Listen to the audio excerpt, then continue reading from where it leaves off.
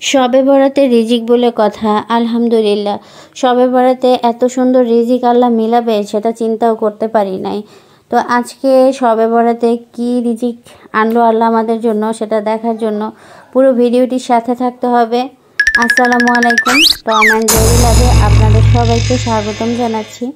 তো শবে বরাতের দিন, তার আগের দিন রাতে আমরা কী কী করলাম তা নিয়ে ধারাবাহিকভাবে দুইটা ভিডিও শুরু করতে যাচ্ছি। আজকে হচ্ছে বৃহস্পতিবার রাত, কালকে হচ্ছে শবে বরাত, ঠিক আছে। তো আমি অলমোস্ট ঘুমায় পড়ছিলাম। আমার জামাই আসছে আমার জন্য এই গিফট নিয়ে, ঠিক আছে। মানে আমি ঘুমায় পড়ছি কেন, 11:30 বাজে।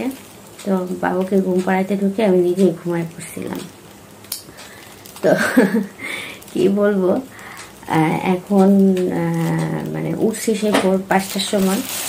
তখন দেখা গেছে মানে আমার এনার্জি নাই, ঘুমায় পড়ছি। কখন ঘুমায় পড়ছি নিজেও জানি না।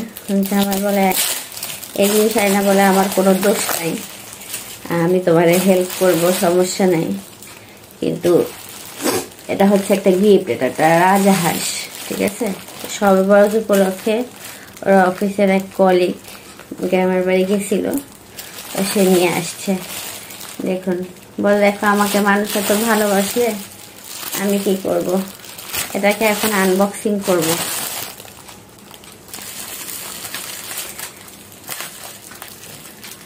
তো আমি বলছিলাম রাজহাঁসটা আস্ত নিয়ে আসছে, ও ড্রেসিং করে আনছে। তারপর অনেক মানে ভয়ে ভয়ে বলছে যে এখন তো অনেক রাত, তোমার শরীরটাও ভালো নেই, আমার শরীরটাও ভালো নেই, তো আমি তোমাকে হেল্প করবো না। কারণ হাঁস খাইতে কিন্তু আসলে প্রচুর ঝামেলা, অনেক ঝামেলার ব্যাপার হাঁস খাওয়াটা। অনেক লোম থাকে, অনেক ঝামেলার ব্যাপার। আমি বললাম না, রাগ করার কিছু নেই, আল্লাহ রিজিক এনে দিছে, সে রিজিকের উপর আসলে রাগ করার কিছু নেই। খাটাখাটনিটা থাকেই জীবনে।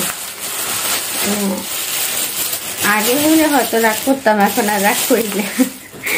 এটাও একটা রিজিক, একটা মানুষ এত দূর থেকে কষ্ট করে নিয়ে আসছে।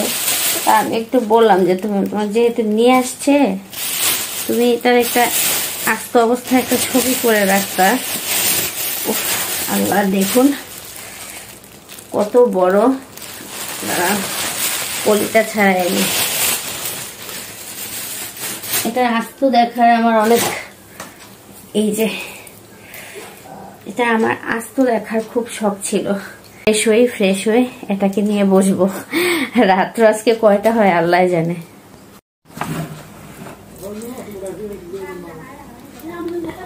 আম্মু সারাদিন ছিল রোজা, ঠিক আছে। সে আমাদের কথাবার্তা শুনে উঠে গেছে। এখন এগুলা সে গরম পানি দিয়ে এরকম ঢালতেছে। ড্রেসিং যদিও করে আনছে, তারপরে তো অনেক লোম থেকে যায়। এই কারণে এবার শীতে টোটালি হাঁস খাওয়া হয় না, মানে এত ব্যস্ততা। এগুলো পরিষ্কার করা হচ্ছে অনেক ঝামেলার কাজ। তাজরিয়ান যদি সজাগ থাকতো, সে যে কি খুশি হইতো কি আর বলবো। তো সারাদিন রোজা রেখে এখন আম্মু উঠে গেছে। আম্মু বলে রাগ করিস না, এটা হচ্ছে শবে বরাতের রিজিক, আল্লাহ ঘরে এনে দিছে। আমি তো সেম কথাই বললাম। তুমি কি ঘুম থেকে উঠে গেছো কেন? ও বাবাদের বাবা যে একটা হাঁস এনেছে, ও তো অনেক বড় হাঁস এনেছে। তাই? এটা দেখার জন্য উঠে গেছো? হ্যাঁ। তোমার খুশি লাগছে? এত বড় হাঁসটা আমি জীবনে কোনদিন দেখিনি। জীবনে কোনদিন দেখনি? এই যে এই দেখো দাদা কিভাবে কাটছে, এই দেখো ও যেটা মাথা, এটা মুখ। তাই?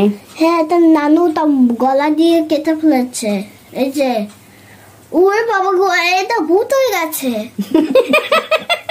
এটা ভূত হয়ে গেছে? হ্যাঁ নানু দেখো, এখানে এই মাংস, এই হাঁসটা এই প্যাকাটা এই রাক্ষস হয়ে গেছে এটা দিয়ে।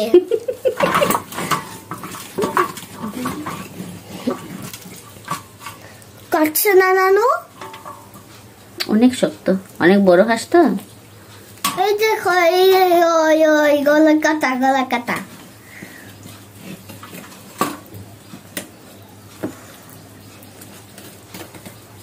গুড্ডি না,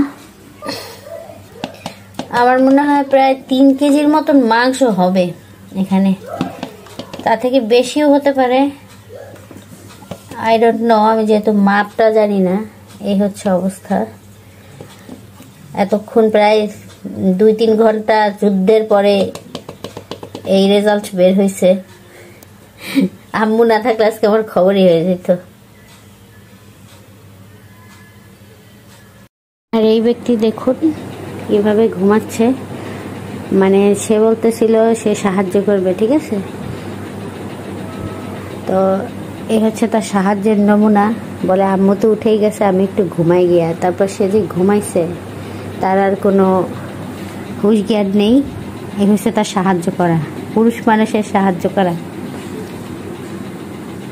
তো অলমোস্ট এখন রাত্র 2টা বাজে।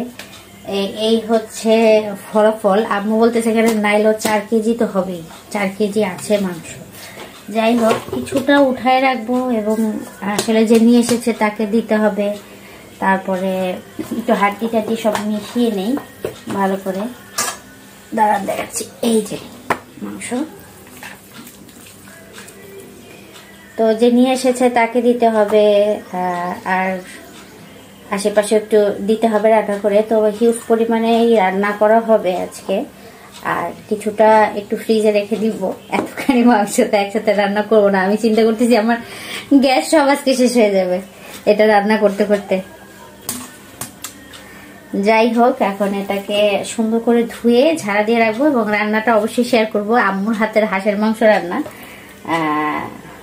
আপাতত আজকে থাক, কালকে শুক্রবার একদম তাজা তাজা রান্না করে খাবো। এখন ফ্রিজিং করে রাখবো, কালকে শুক্রবার আম্মু একদম তাজা তাজা রান্না করবে, ওটার ভিডিও করব, ঠিক আছে? এখন মোট কথা হচ্ছে চা খেতে হবে, না হলে চোখের ঘুম আর শরীরে এনার্জি পাওয়া যাবে না। এখন চা বানাবো। চা হচ্ছে চা চা চা, ঘুম যাওয়ার ওষুধ। এই একটা জিনিসে আমি সবসময় পাগল হয়ে থাকি। তো আজকের ভিডিওটি এই পর্যন্ত। কালকে এই ভিডিওটিরই আরেকটা পার্ট নিয়ে চলে আসতেছি। সেই পর্যন্ত সবাই সুস্থ থাকবেন, ভালো থাকবেন। আর হ্যাঁ, যারা ভিডিওটি সম্পূর্ণ দেখেছেন অবশ্যই পেজটাকে ফলো করে রাখবেন। আল্লাহ হাফেজ।